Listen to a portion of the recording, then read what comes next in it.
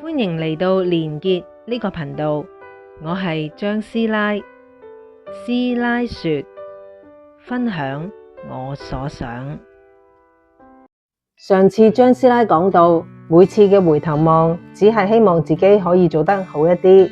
我並唔係否定過去嘅自己，人生本來就唔容易，根本冇理由去怪責當時嘅自己。我知道每一刻嘅當下，我做嘅每一個決定、行為，都係當時我能力所及嘅最好。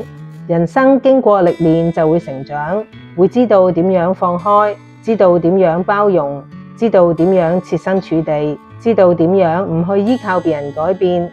我哋人生絕對精彩，我哋浸喺年月嘅大海，俾人性同無常沖刷、洗滌，一點一滴咁累積，一次又一次咁跨越。呢啲咁寶貴嘅經驗值，我哋一定要袋穩落袋，先至唔會嘥咗我哋沿途嘅汗水同淚水，係咪？